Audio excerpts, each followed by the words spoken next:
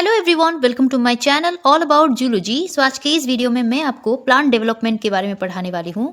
Plant development basically क्या है, जब प्लांट जो है पहले तो सीड के फॉर्म में होता है, वो जो है आगे जाके पूरा प्लांट का जो है स्ट्रक्चर फॉर्म करता है, पूरा होल प्लांट जो है आगे जाके बनाता है, जिसमें बहुत सारे पार्ट्स बनते हैं, बहुत सारे जो है ऑर्गन उनका जो है वास्कुलर सिस्टम बनता है, shoot apical meristem, root apical meristem, ये सारा बनता है। सो उस ग्रोथ को हम बेसिकली सिंपली जो है प्लांट डेवलपमेंट बोलते हैं। अब इस प्लांट डेवलपमेंट के केस में बहुत सारे जो है हॉर्मोन्स, बहुत सारे जीन्स, बहुत सारे जो है एनवायरमेंटल फैक्टर्स जो है रिलेटेड होते हैं, इन्वॉल्व होते हैं इनके ग्रोथ के लिए। सो बेसिकली प्लांट डेवलपमेंट क्या है, ये कम्प्लेक्स मल्टीफेजिक एंड कंटिन्यूअस प्रोसेस होता है, जहां पर जर्मिनेशन टू मैच्योरिटी का प्रोसेस देखने को मिलता है। कोई भी प्लांट जर्मिनेट होने से लेके मैच्योरिटी तक का जो ग्रोथ शो करता है, उसको हम प्लांट ग्रोथ या प्लांट डेवलपमेंट बोलते हैं। बेसिकली ये डेवलपमेंट कम्प्लेक्स होता है, मतलब इसमें जो है मल्टीफेजिक बहुत सारे फेज देखने को मिलते हैं, और ये कंटिन्यूअस प्रोसेस है, मतलब ये कंटिन्यूअसली सेल डिवीजन के थ्रू अपना ग्रोथ करवाता रहता है। पूरा मैच्योरिटी तक का जो ग्रोथ है इनका, वो कंटिन्यूअस प्रोसेस से चलता है, in which two distinct plant forms succeed each other in alternating generation influenced by genetics, hormones, environmental factors, etc. So इनमें बेसिकली दो फॉर्म्स हमें पढ़नी होती है, हम आगे पढ़ेंगे। इनमें जो है दो फॉर्म्स प्रेजेंट होता है। ऑल्टरनेटिंग जनरेशन हम जो है देखते हैं, इनमें ऑल्टरनेट होके दो फॉर्म्स जो है फॉर्म होती है, जिनके द्वारा प्लांट का आगे का डेवलपमेंट होता है। अब ये डेवलपमेंट जो है जेनेटिक्स के ऊपर भी बेस्ड होता है, हॉर्मोन्स भी इनमें हेल्प करते हैं, एनवायरमेंटल फैक्टर्स भी इनमें हेल्प करते हैं। जैसे कि सेल डिवीजन हमने पढ़ा है shoot apical meristem, root apical meristem के समय में मेरिस्टेम के पास जो है ऐसे स्टेम सेल्स प्रेजेंट होते हैं जो सेल डिवीजन के थ्रू जो है ग्रोथ शो करते हैं। जैसे कि रूट्स में, शूट्स में, जो टिप्स ऑफ द रूट्स और शूट्स है, वहां पर मेरिस्टेम, एपिकल मेरिस्टेम जिसको कहा जाता है, वो प्रेजेंट होता है। आगे जाके सेल डिवीजन के थ्रू, माइटोसिस के थ्रू वो सेल डिवाइड होती है, और आगे जाके वो बहुत सारे रूट सिस्टम को, शूट सिस्टम को फॉर्म करता है। जैसे कि हम बोलते हैं प्राइमरी प्लांट बॉडी फॉर्म होती है, और जो है extension of its roots and shoots, आगे जाके रूट्स और शूट्स का जो है एक्सटेंशन, उनका सिस्टम सारा बनता है। उसके बाद सेल एनलार्जमेंट देखने को मिलता है। बेसिकली क्या है कि सेल का जो वॉल है, वहाँ पर बहुत सारे लेयर्स होती है, सेल वॉल वहाँ पर बनता है, जो इलास्टिक इन नेचर होता है, अलाउ करता है ग्रोथ को थ्रू सेल एनलार्जमेंट। उसके बाद सेल डिफरेंशिएशन, ये सारी बातें मैंने डिटेल में पढ़ाई है आपको इसके पहले सारे वीडियोस में, आप लोग देख सकते हो, समझ सकते हो, पढ़ सकते हो। सेल डिफरेंशिएशन क्या है, यहाँ पर सेल डिफरेंशिएट करेगा, जहाँ पर जैसे ही सेल मैच्योर होता है, ये जो है डिफरेंशिएट के थ्रू क्रिएट करती है many different parts of the plants को। प्लांट्स हार्मोन भी इनमें हेल्प करते हैं, जैसे कि ऑक्सिन नाम का प्लांट हार्मोन है, जो ग्रोथ हार्मोन है, जो ग्रोथ प्रोवाइड करता है प्लांट के केस में। साइटोकाइनिन हार्मोन हेल्प करता है, जिबरेलिन नाम का हार्मोन जो है हेल्प करता है। बाकी और भी बहुत सारे हार्मोन है जो आगे के प्रोसेस में हेल्प करती है। Influences the rate of cell division in the meristems, meristem के रीजन में ये सेल डिवीजन को मतलब इन्फ्लुएंस करती है। एनवायरमेंटल फैक्टर्स जैसे कि लाइट, वाटर, टेम्परेचर, ये सभी अफेक्ट करती है प्लांट के ग्रोथ में। In flowering plants, angiosperms, they are most advanced terrestrial plants.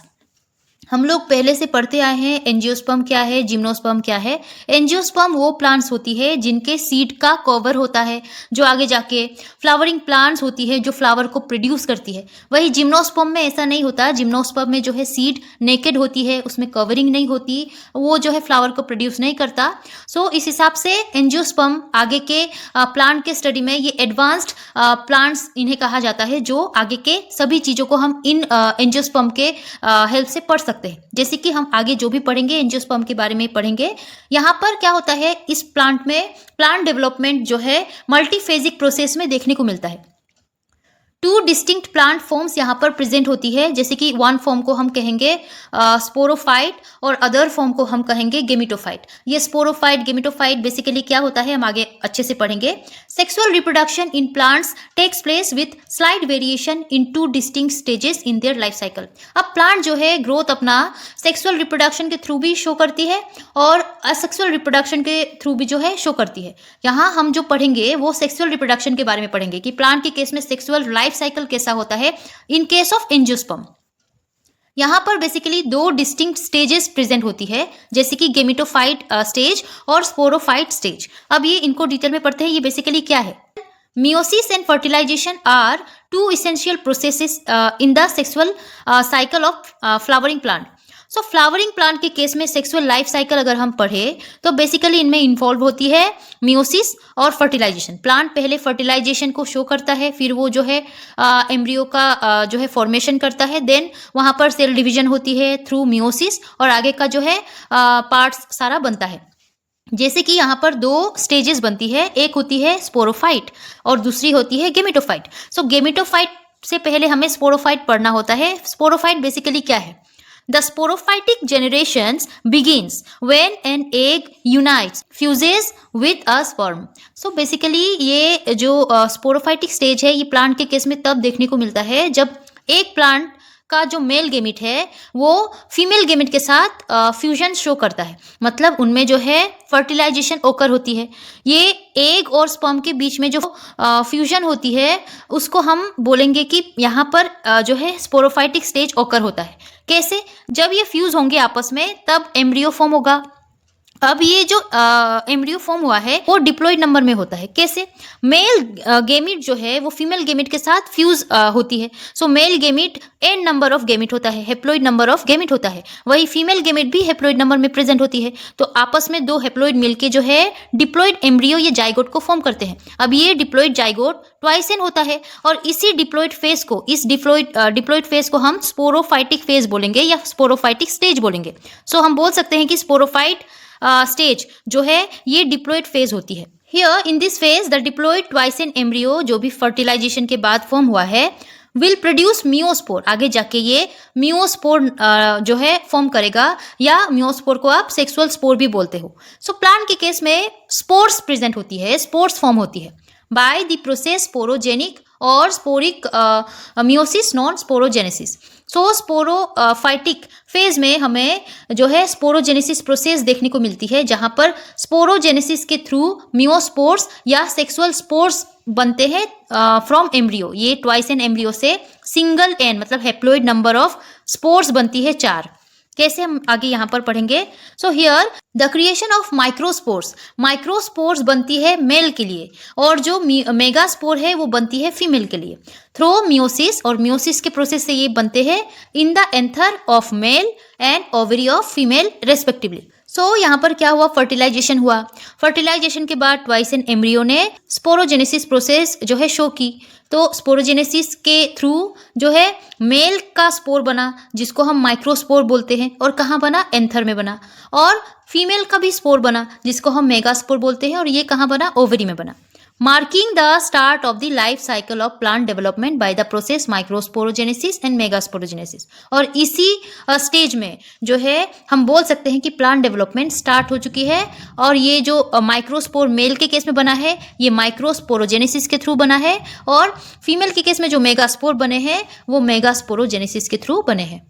In microsporogenesis, the diploid microspore mother cell in the anther undergo meiosis to produce 4 haploid microspores or pollen grains, and this essential process occurs inside the microsporangium जिसको pollen sac कहा जाता है, ultimately facilitating sexual reproduction by creating the male gametophyte or gamete।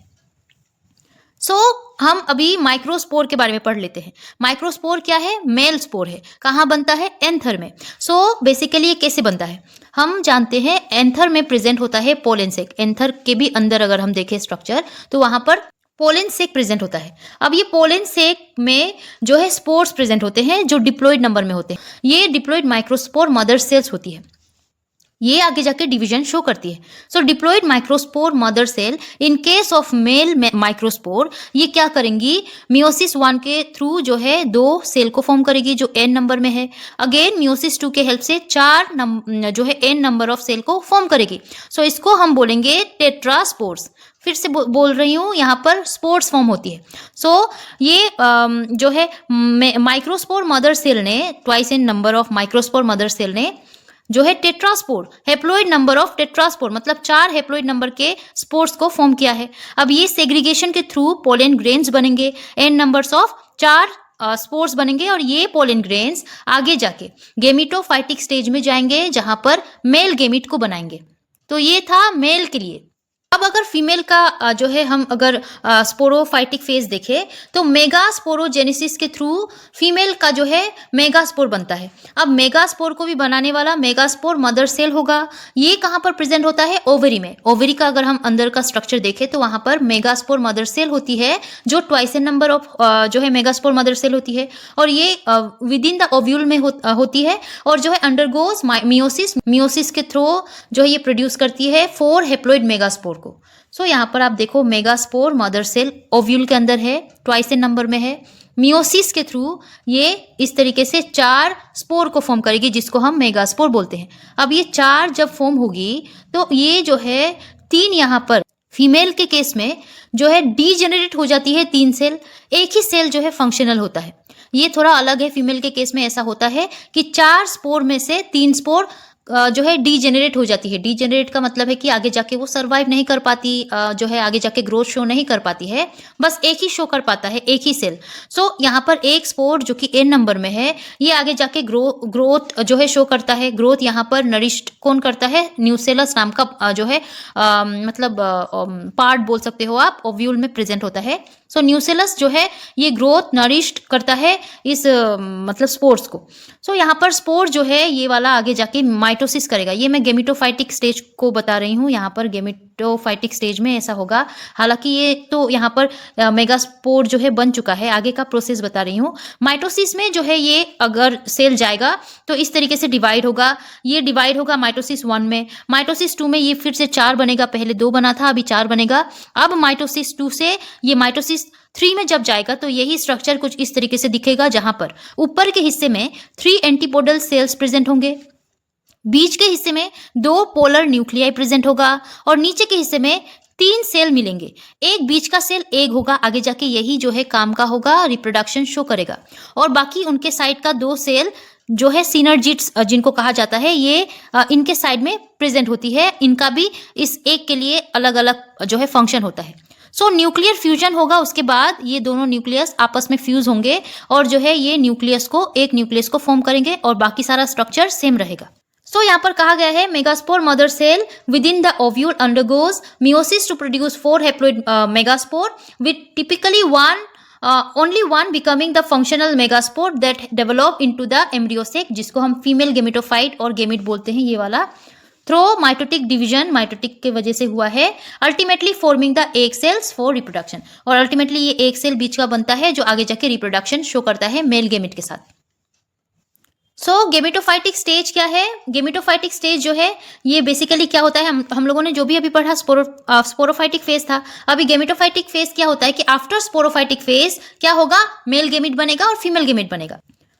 In plant after reaching maturity, जब plant maturity तक जो है आ जाता है तो जो डिप्लॉइड स्पोरोफाइट स्पोर्स थी, जो ट्वाइस एन स्पोर्स जो फर्टिलाइजेशन के बाद बनी थी, मियोसिस के थ्रू वो क्या करेगा? डिवाइड होगा माइटोसिस के थ्रू डिवाइड होके वो हेप्लॉइड गेमिटोफाइट बनाता है। मेल के केस में मेल गेमिट, फीमेल के केस में फीमेल गेमिट।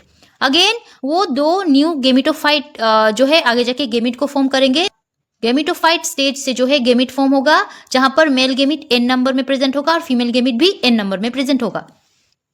फर्टिलाइजेशन के समय में वो आपस में फ्यूज होके जो है फिर से डिप्लॉइड जाइगोट बनाएंगे। जो स्पोरोफाइटिक स्पोर्स में देखने को मिला था वो डिप्लॉइड जाइगोट बनाएंगे। अगेन ये डिप्लॉइड जाइगोट जो है स्पोरोफाइटिक फेज में एंटर करेगा, स्पोरोजेनेसिस के थ्रू ये जो है आगे का स्पोर्स फॉर्म करेगा, अगेन जो है वो गेमिट फॉर्म करेगा। सो ये कंटिन्यूअस होता रहता है फर्दर सेक्सुअल रिप्रोडक्शन में, सेक्सुअल साइकिल में ये कंटिन्यूअस होता रहता है।